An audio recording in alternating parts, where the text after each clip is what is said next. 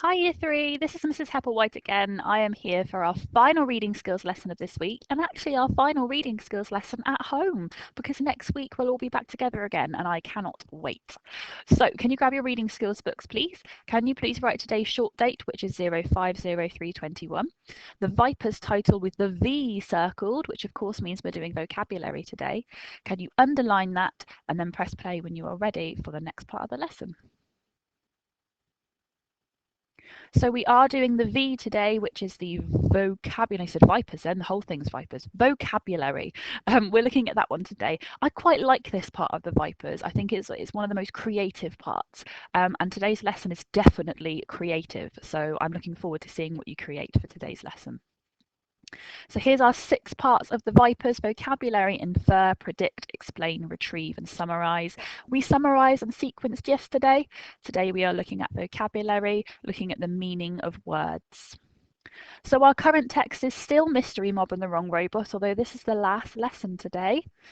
So we've read the whole text apart from the last couple of pages. So what I'm going to do is, first of all, make this a little bit smaller so that we can actually see it all on one page, and then I'm going to make this bigger. There we go. So this is at the very, very back of the book, and it's called 5 Fantastically Silly Inventions. So normally when we're in class, you know that we would take it in turns to read this. We do a bit of reading to partner, reading out loud, reading to ourselves. I would read a bit. Fortunately, we can't do that when you're at home. So what I'm going to do is you're absolutely welcome to pause this and read it yourself, and then listen to me read it, or you can just listen to me read it. Okay, so if you'd like to pause it and read it now, then do so now. Otherwise, you can sit and listen to me read it. So, 5 fantastically silly inventions. Have you ever tried to stay awake to see Father Christmas on Christmas Eve but fell asleep before he arrived? Well, you need the Santa Claus Detector, invented 1996. Just hang the detector over the fireplace, and when Santa comes down the chimney, the lights on the detector start flashing. You could be in for a long wait. We'll just have a quick chat about these brackets here. Can anyone remember why we use brackets in a text? It's whenever we're adding in a little bit of extra information. Do your teachers give you enough praise? If not, just use the pat on the back apparatus, invented 1986. It's a plastic hand on a stick. Use it and it's sure to make you feel better about yourself. Not. Oh, I really hope you feel like you don't need that. I hope you think we give you enough praise. We all think you're amazing.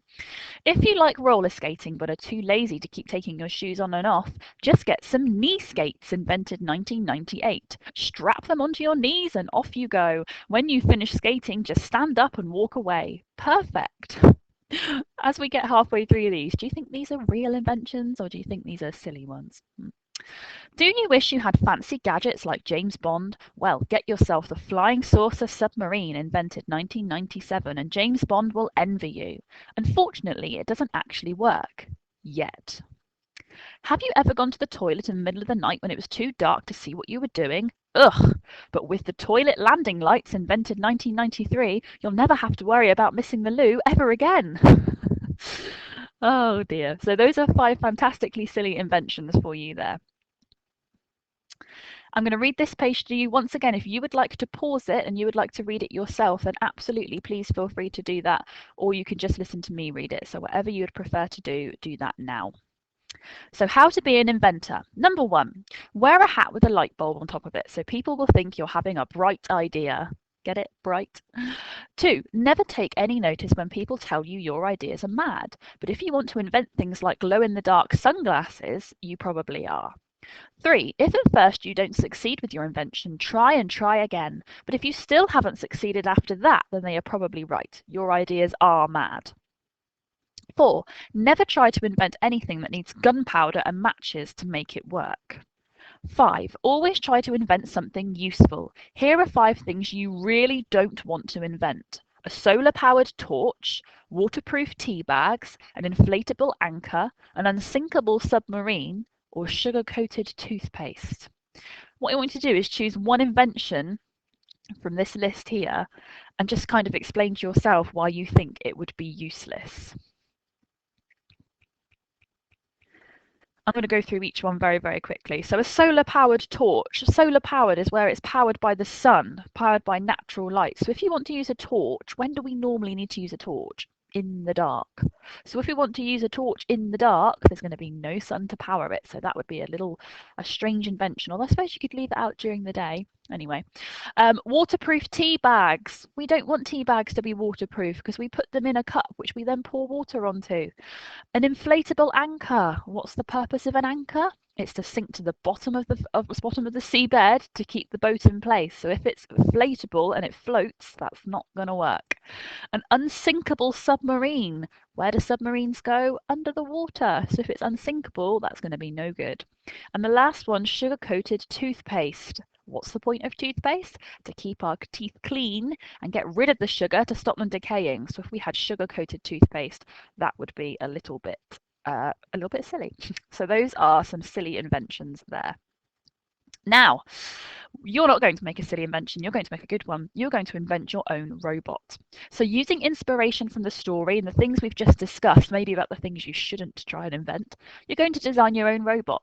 I want you to think of a household chore or task, just like I asked you to at the end of yesterday's lesson, and design a robot who could help you with it.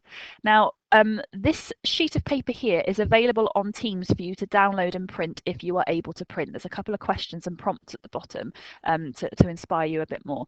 If you don't have a printer like me, you don't have to have this square grid. That was just to sort of help you if you wanted to do lots of straight lines. You can draw it straight onto a piece of plain paper and stick it into your reading skills book, or just draw it straight into your reading skills book. That's not a problem. Now, although it's lovely to obviously draw the robot and really think about what we want to invent, to make sure we're achieving our vocabulary viper today, I want you to also think of a couple of adjectives and adverbs to describe each part of your robot. So for example, after I've drawn my robot, I might have a robot with really long arms. So what I would write next to it is extra long arms for helping to clean the ceiling. So I've used extra long, those adjectives to describe the arms. Or I might have super speedy legs to run your dog around the park. So super speedy, my adjectives to describe the legs on my robot, for example. Try and put at least 5 of these on your robot if you can. So 5 adjectives around the robot to describe. If you want to use a thesaurus or a dictionary, if you've got a paper form or an online version, that would be great as well, because that's really practicing your vocabulary skills. So that is your challenge for today, Year 3, is to design your own robot and to write some adjectives around the outside. Coloured in as well would look great. Make sure that you take a picture and send it to your teacher, because I know how much they would love to see it. And that's it from me. I really hope you've enjoyed this book. I have. I always love teaching this book every year. And like I said, next week we'll be back together for reading skills. So enjoy this final reading skills lesson at home, being particularly artistic and creative. And I will speak to you all next week. Bye.